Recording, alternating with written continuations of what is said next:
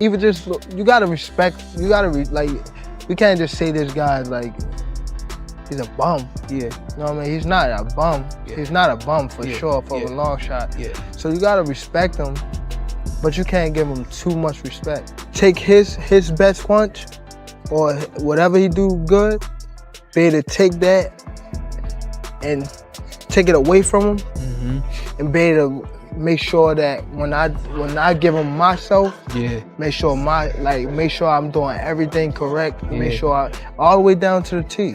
Take him in that deep water and drop. 3 people in the world that I think that could beat Tank. That would be Devin, that would be Shakur, and Tank Davis himself. You got the last one right. That's the only person that can beat me, Gervonta Davis. That's the only person. Them niggas not touch me at all. One of the best ones out there is what they don't know, gets less respect for it, but one of the best ones out there. Now his mouth a little different, you know what I'm saying? He's a different kind of character when it comes to the mouth. He's really one of the pound for pound, the best ones of the coop. And I'm gonna tell you why he's the best one of the coop to me. He can punch, but he also can box. You understand me? He can box, can't punch. Some that can punch, can't box.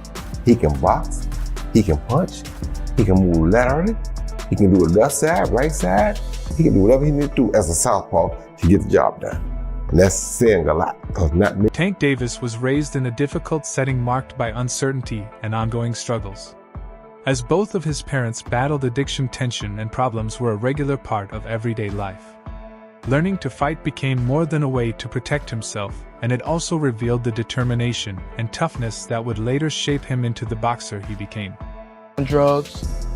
My mom left me and my brother in the house by herself. Someone called the Child Protective Service, and they came and got us, and we was in foster care and group home and things like that. His path into boxing began in an unexpected way. One day his uncle stepped outside and noticed him involved in a fight on the street. That single moment changed the direction of his life and became the key event that led him toward boxing and the future he would build in the ring. And my uncle ended up walking outside the door and seeing me fight. So when he seen me fight, he was like, you could do something. So he took me to the gym. The gym was probably like a 10-minute walk from the house. So when I went to the gym, I was getting the love that I wasn't getting at home. So it came more so like a father figure type stuff, like the coaches in the gym. That's why I'm still with Calvin now, because he's more so like a father. So that's what made me draw me in. Looking at it from a technical standpoint, Hall of Famer Roy Jones Jr. questioned Shakur Stevenson's style because of how often he relies on moving back to avoid attacks. He explained that constantly creating distance can reduce opportunities to launch counters, and may also take away some of the excitement for viewers watching the fight. But you gotta learn, and I will hope he will pay attention to this, because this is gonna mean a lot for him. His feet are good, but sometimes they take him too far out of range to be able to come back and count. The last guy he fought, the guy was a good puncher, so when he was jumping back, he was jumping too far back out of range to where he couldn't come back and get something right away.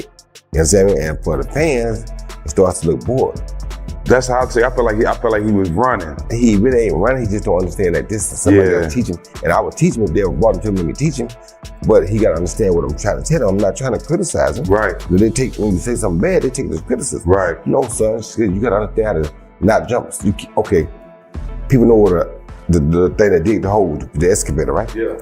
If you move that thing back. Jones continued to express the same concern and stated that Shakur frequently stays too far away from his opponents, which limits meaningful exchanges during the fight. In his view, this approach takes away from the pace of the action and can make the contest less entertaining for fans watching from the sidelines. You can't take it out of review. You working with this, because this part keeps on the job, the feet. This do the work. If you take the thing and move it back, it's off the job. It can't work no more.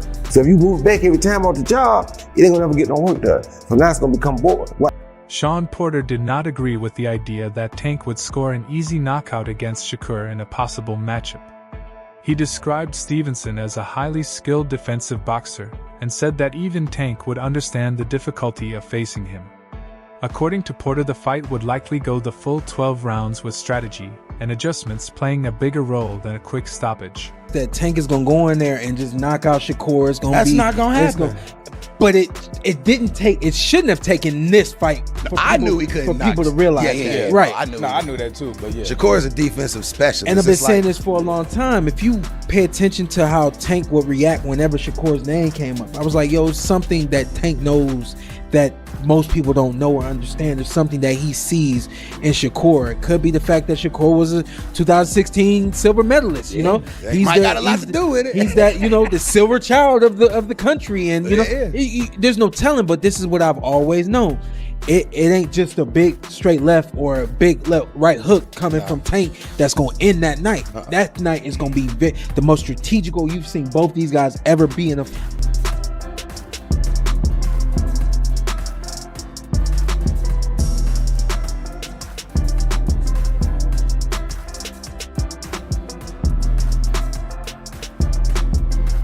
Porter went on to explain that top-level boxing is about much more than raw power.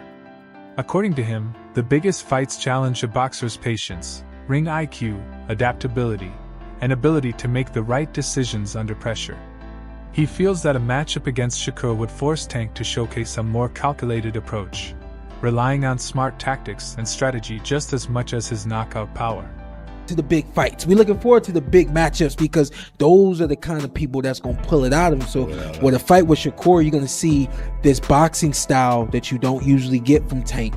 You're going to see IQ. We saw IQ, but to me, it was low IQ because the reason why it was low IQ is because everybody followed the script. And what I mean by that is you see somebody's IQ take place when a fighter makes an adjustment, and now you have to adjust to what that fighter is doing. Terrence Crawford shared why he gives a slight edge to Shakur Stevenson in a potential showdown with Gervonta Davis. According to Crawford, Tank could have a difficult time landing clean shots because of Shakur's elite defense, precise timing, and sharp counterpunching skills.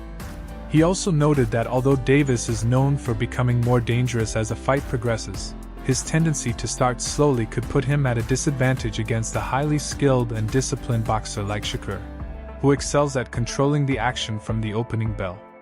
A fighter. Yeah. I will pick Shakur because I don't believe Tank will be able to land those big shots on Shakur like he does everybody else. Right. Shakur defense is just too tight. And not only Shakur, Keyshawn either. Oh, you don't think Key either? Even right now, I feel like it's a little Key nice though, but it might be a little early for Key right now. Listen, Tank get hits a lot. Tank, in my eyes, Tank is always losing until he's not. Yeah, a lot of times, yeah. If you watch those fights, well, at least in the early rounds, middle rounds he start coming up. But I see what you're saying. Them early rounds, yeah. Let Keyshawn start hitting them like everybody else hitting them. Shakur expressed plenty of confidence when discussing a possible fight with Tank. While he acknowledged Davis's knockout power, he questioned how much it would matter if the punches never landed. Shakur emphasized his faith in his defensive skills, movement, positioning, and ring IQ to stay out of danger. He believes his greatest advantage is his ability to control the tempo of a fight, disrupt his opponent's rhythm, and take away the offensive opportunities that make Tank so dangerous. Knockouts that people kind of making it like, if you ain't doing what Tank doing, then they gonna say it's boring. Do you feel like it's because of how his style is that they kind of putting that on you, like wanting you to do that? People is blessed with different ability. He's blessed with a God-given ability that he crack you 9 times out of 10, you gonna go down. That's his ability. Yeah. I'm blessed with God-given eyes. A lot of people don't understand how good my eyes is. I can see really good. Like punches coming my way, I know how to get away from them right at any given time. Our abilities are just different, so they probably are judging me from a scale of him, but at the end of the day, he's a great fighter. I don't remember the last time that I've heard Gervonta Davis say, I'm in boxing to be the greatest fighter of all time. I can't remember. I've heard him say that he's better than certain guys in his weight class, or this kid can't beat me. I've heard that.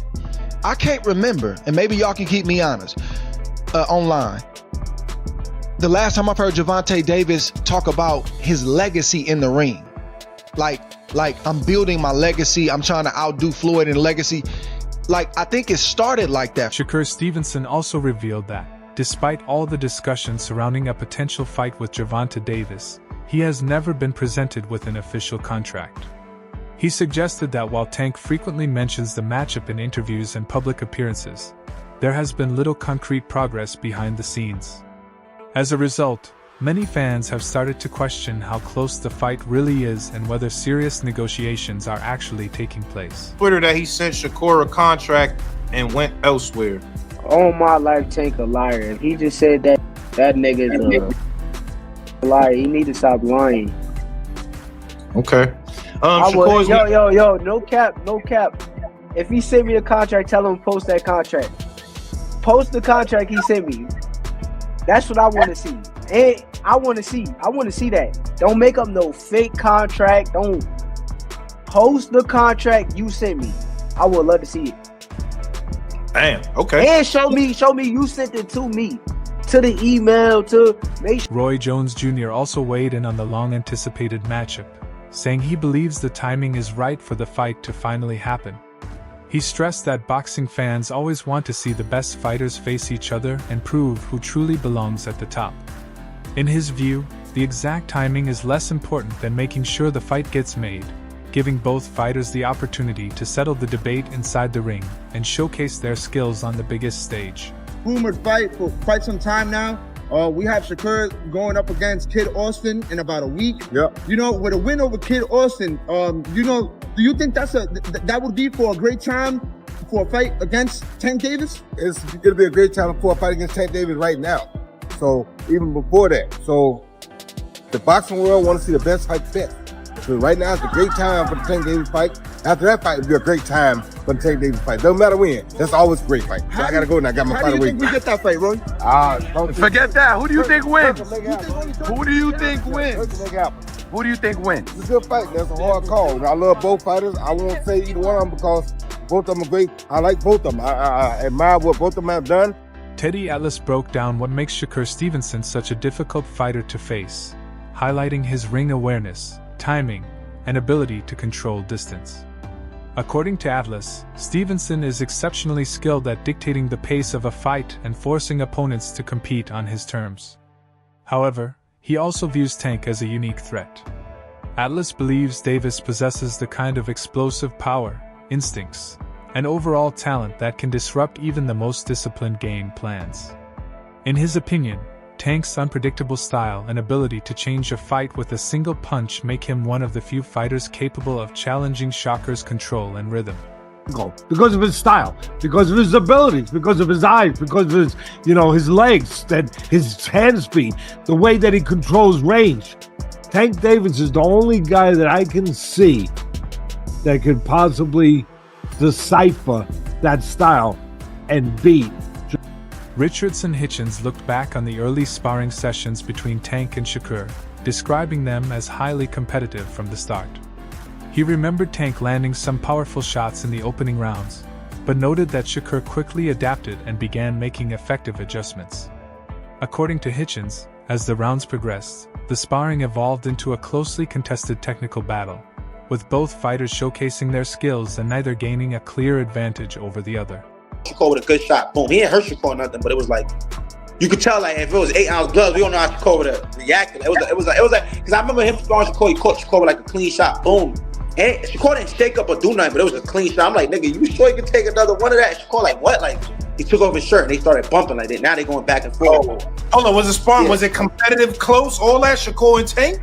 Nah, yeah, it was competitive. And like the second time, like they sparred, like it was like a chess match. Like now Tank know, like, all right, he's really nice. Like Shakur really nice. Like all that walk down shit. I got a box. Like this nigga, like I can't just walk him down. Like he can really fight. So it was like Tank like switch his strategy up and like same. Like now Tank trying to come and walk me down. I'm in there like we fighting. Like it's back and forth. Gervonta Davis focuses heavily on the smallest details when preparing for elite-level competition. His training emphasizes sharper head movement, better timing, and the ability to apply consistent, controlled pressure throughout a fight. This approach allows Tank to gradually wear opponents down, forcing mistakes and creating openings over time. In a highly technical matchup against someone like Shakur Stevenson, That patient and calculated style could play a key role in helping Davis find opportunities and make his power count when it matters most. You got a great mentor, you got a great team. Right there, you got to make it 1 step at a time. He's going to get put in front of us. Show what his ability. Now we have Bonnie in the ring earlier. You say that you're hungry for more pressure coming up 2 classes. He's the one that has to prove something to me, correct? Well, I don't think that we just want to make sure we have a great response to the land. Came back to the land, put the door over the land.